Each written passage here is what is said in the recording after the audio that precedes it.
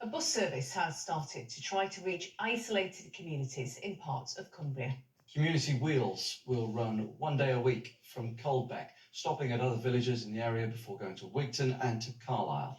Now, it comes after changes 3 years ago left residents with no regular bus service. It's part of a wider scheme by Cumbria County Council, as Matthew Taylor reports.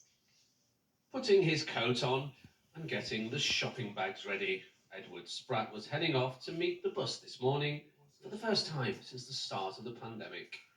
The Caldbeck shopper used to run once a week before it stopped.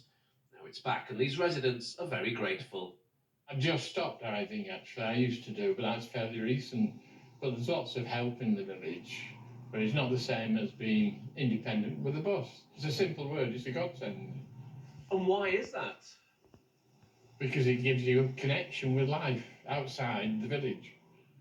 Transport bosses at Cumbria County Council set up this community wheels scheme after speaking with locals.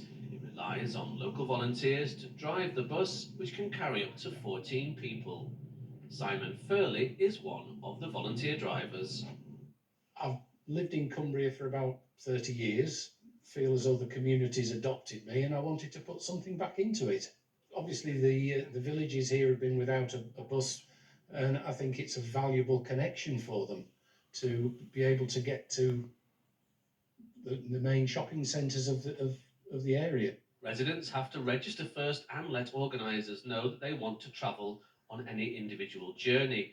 The bus here goes from Caldbeck via places like Hesketh Newmarket to Carlisle once a month and Wigton 3 times a month.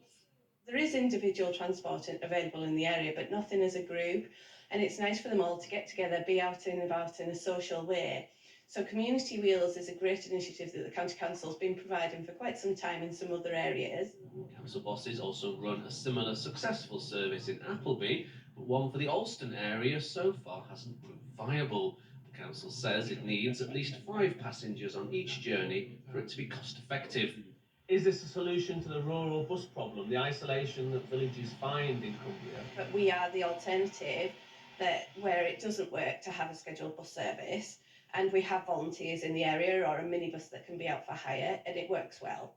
So as long as people use this service, it will continue to help those without their own transport in some of the most out-of-the-way places in Cumbria.